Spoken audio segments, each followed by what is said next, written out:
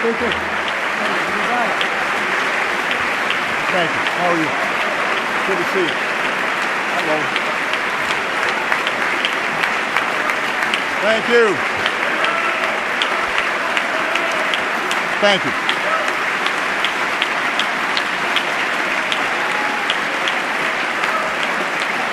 Thank you.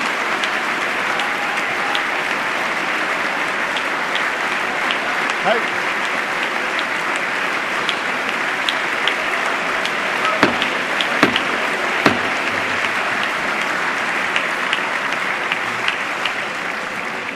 Members of Congress, I have the high privilege and the distinct honor of presenting to you the President of the United States. Thank you.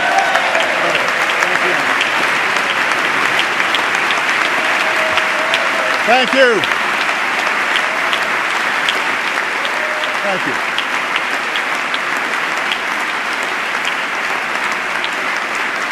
Thank you. Thank you so much. Everyone, please have a seat. Thank you. Mr. Speaker, Mr. Vice President, members of Congress, and fellow Americans. Tonight, we meet at an urgent time for our country. We continue to face an economic crisis that has left millions of our neighbors jobless, and a political crisis that's made things worse. This past week, reporters have been asking, what will this speech mean for the President? What will it mean for Congress? How will it affect their polls and the next election? But the millions of Americans who are watching right now, they don't care about politics. They have real-life concerns. Many have spent months looking for work. Others are doing their best just to scrape by, giving up nights out with the family to save on gas or make the mortgage, postponing retirement to send a kid to college.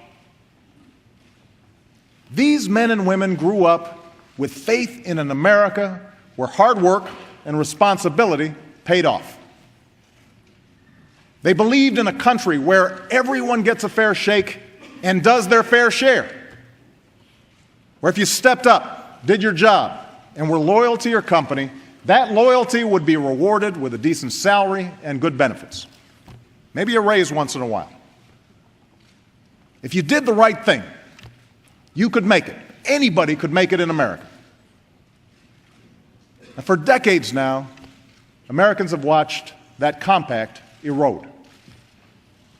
They have seen the decks too often stacked against them. And they know that Washington has not always put their interests first.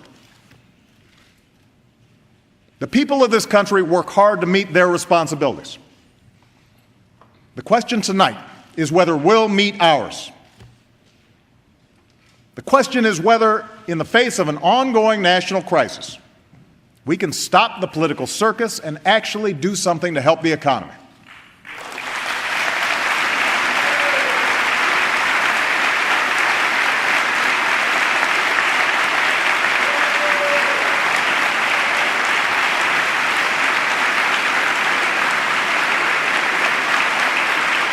The question is whether we can restore some of the fairness and security that has defined this nation since our beginning. Those of us here tonight can't solve all our nation's woes. Ultimately, our recovery will be driven not by Washington, but by our businesses and our workers. But we can help. We can make a difference. There are steps we can take right now to improve people's lives. I am sending this Congress a plan that you should pass right away. It's called the American Jobs Act. There should be nothing controversial about this piece of legislation. Everything in here is the kind of proposal that's been supported by both Democrats and Republicans, including many who sit here tonight. And everything in this bill will be paid for. Everything.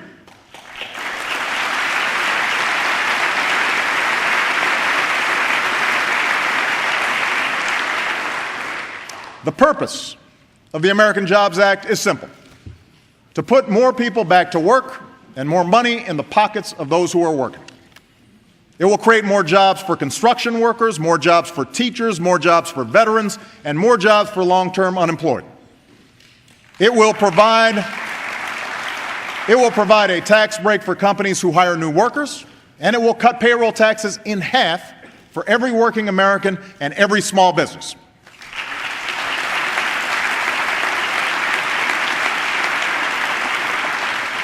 It will provide a jolt to an economy that has stalled and give companies confidence that if they invest and if they hire, there will be customers for their products and services.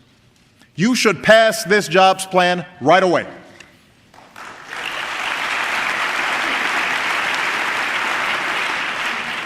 Everyone here knows that small businesses are where most new jobs begin. And you know that while corporate profits have come roaring back, smaller companies haven't. So for everyone who speaks so passionately about making life easier for job creators, this plan's for you. Pass this jobs bill. Pass this jobs bill, and starting tomorrow, small businesses will get a tax cut if they hire new workers or if they raise workers' wages. Pass this jobs bill, and all small business owners will also see their payroll taxes cut in half next year. If you have 50 employees making an average salary, that's an $80,000 tax cut. And all businesses will be able to continue writing off the investments they make in 2012. It's not just Democrats who have supported this kind of proposal. 50 House Republicans have proposed the same payroll tax cut that's in this plan. You should pass it right away.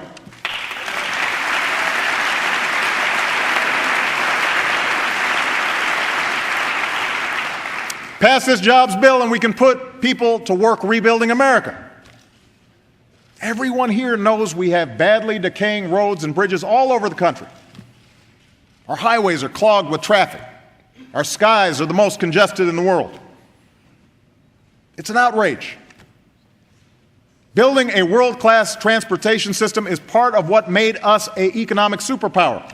And now we're going to sit back and watch China build newer airports and faster railroads at a time when millions of unemployed construction workers could build them right here in America?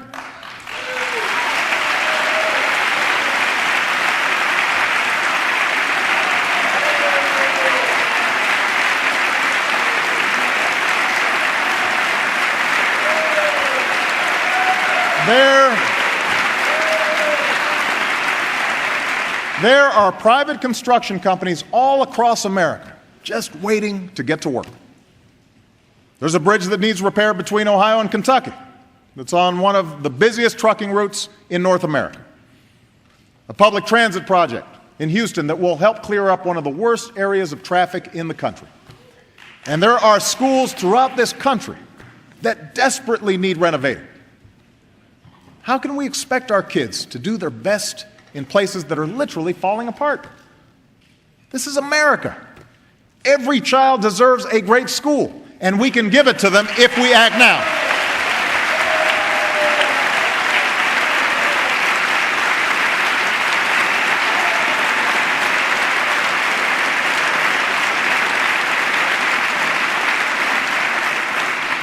The American Jobs Act will repair and modernize at least 35,000 schools.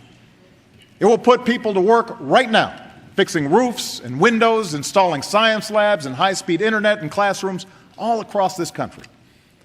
It will rehabilitate homes and businesses and communities hit hardest by foreclosures.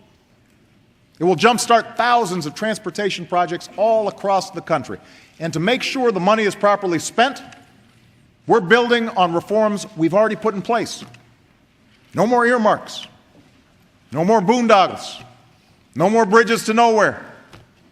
We're cutting the red tape that prevents some of these projects from getting started as quickly as possible. And we'll set up an independent fund to attract private dollars and issue loans based on two criteria: how badly a construction project is needed and how much good it will do for the economy.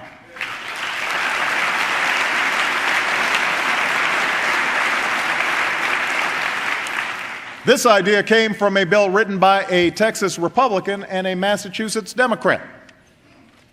The idea for a big boost in construction is supported by America's largest business organization and America's largest labor organization. It's the kind of proposal that's been supported in the past by Democrats and Republicans alike. You should pass it right away.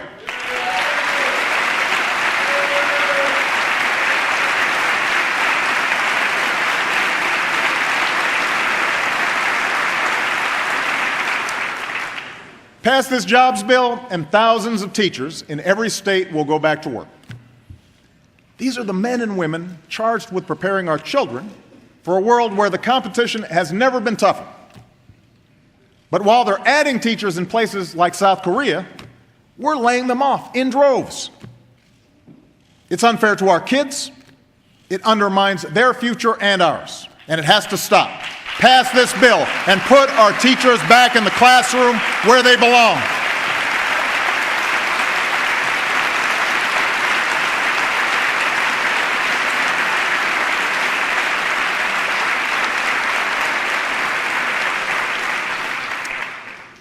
Pass this jobs bill, and companies will get extra tax credits if they hire America's veterans.